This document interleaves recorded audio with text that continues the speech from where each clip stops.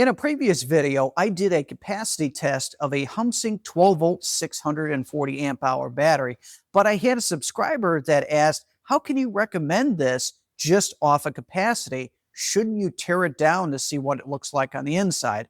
And that's a fair point, so that's what we're going to do today. If we have time, we're going to do some additional tests against the BMS, but we'll see how that goes. So popping up this top, you can see first off is the BMS. And let's see how this is connected. It's got a nice heat sink on it. What I like is the size of the wires. So it's got 4 wires. These appear to be maybe 6 gauge, 4 of them going across, which is pretty massive. And then you can see they have your 4 negatives here on the BMS. And then here's the QR code and the model number. Connections seem to be tight. So you can see it's 6 gauge wire, 2 of them on this one and on the other one. I don't see any marks for torque, but they all are tight. Terminals in the back are nice and tight. Trying to move these, can't move them at all. So something that I noticed is that this was held down by a piece of tape, and I would assume this is a low temp sensor, but I'll have to check it out. And it was just kind of tucked in on the side, and it was underneath this fiberboard. But I want to show you something real quick. See how it got pinched there?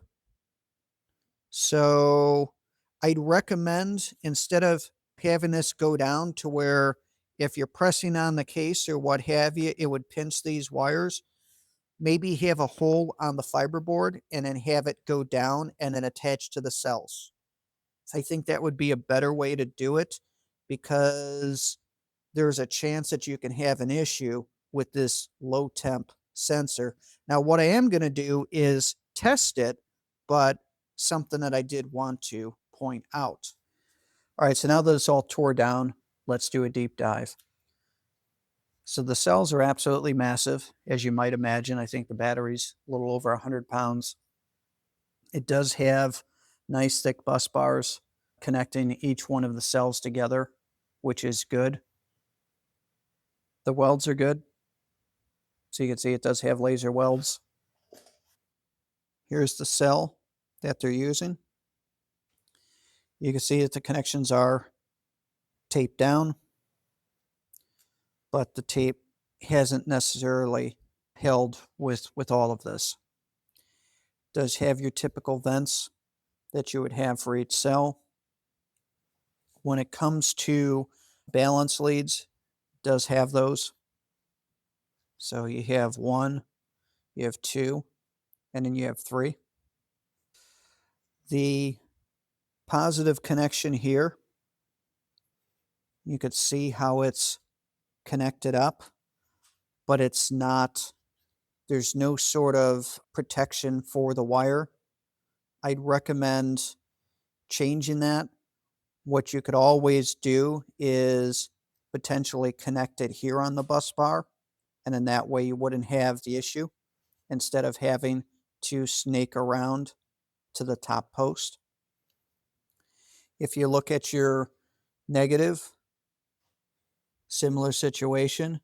Now with the negative, you can see how this is wrapped here for the rest of the wires, but this negative isn't.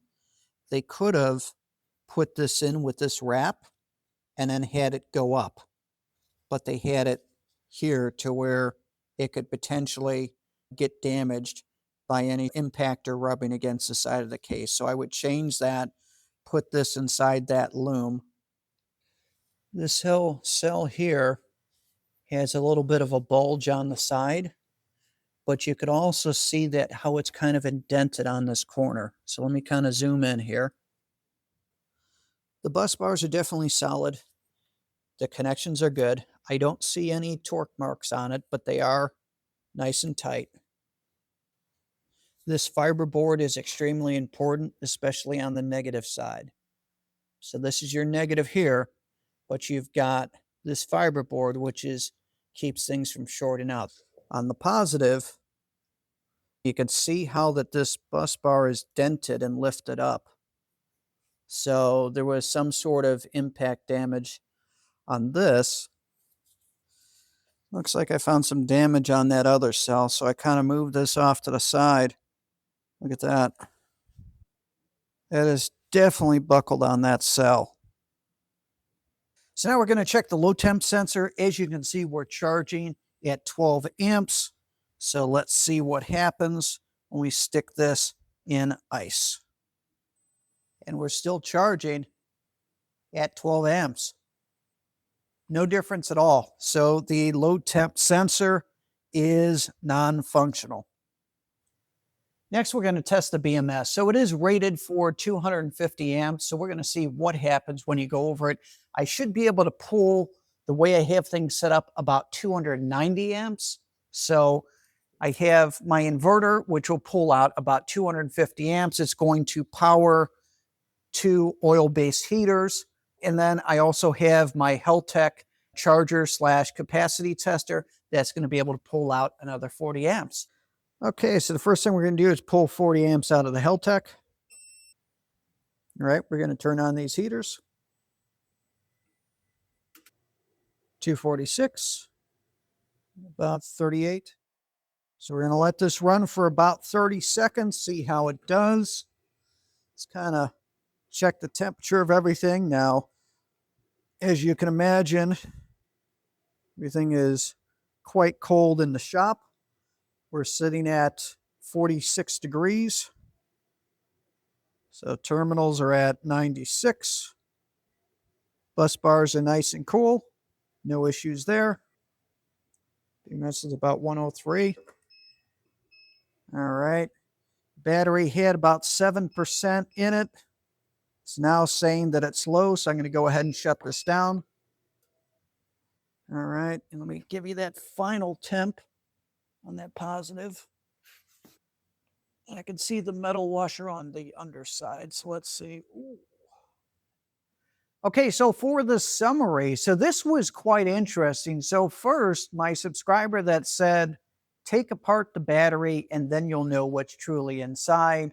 Want to say thank you, because I actually learned quite a bit, and hopefully you guys did as well. So in summary, found some things that were quite interesting. First one is the low temperature sensor did not work. I did see that there was a little bit of damage to the wire from how it was routed. And because of that, that may have caused it to malfunction. But the low temp sensor did not work. Second thing that I noticed, shipping issues. So as far as with the shipping, I had both of the bus bars, the positive and the negative, were bent, and I had a cell dented in and had some damage. Now, from the outside of the case, you never would have noticed that. So there's a few different ways to rectify that, potentially add more insulation, both outside of the battery as you're shipping it, but you could also put additional on the inside, maybe make the box a little bit bigger and then strap all of the cells nice and tight, and then have some additional foam all the way around. I think that would definitely be helpful. Obviously, you want to make the battery cases as compact as possible, but I think in this scenario, with how heavy that the cells are, you want to ensure that it's going to ship without damage. The wire routing, want to definitely see some changes there. So I think I mentioned this positive wire that goes over the positive bus bar needs not only to be taped, but it also needs to have some protection around it, just like these wires do in the center. So it could be flexi loom tubing, split loom tubing, something to definitely protect this positive. Same for the negative here, and then also for that low temp sensor. The cells tested out great in the other video. I think that the cells did quite well. The bus bars are definitely very thick and didn't see the temperature rise on those at all. The BMS, it held close to 300 amps, and it was running for about 6 minutes, which is pretty good for a BMS that is only good for 250 amps. Now, the question that I do have is there a maximum built into it to where there's a cutoff? I almost would have thought that it should have cut off at 300 amps after it was running, but it didn't. That could have been within the limits or maybe not. I don't have a way to test at a much higher amperage than that at this time. The damage to the bus bars, that bothered me, so did the damage of the cells. So once again, that shipping that we talked about. Temperature-wise of the terminals, they did get quite warm, 145 degrees, but at 145, after running for 6 minutes at 300 amps, that is a little bit of a concern for me. I think if you have this battery, or if you're considering this battery, maybe pull at 200 amps, but 250 might be a little bit too much for the terminals the way that they're set up. So that's my summary. That's my review. Thanks again for watching Mike's Solar Garage.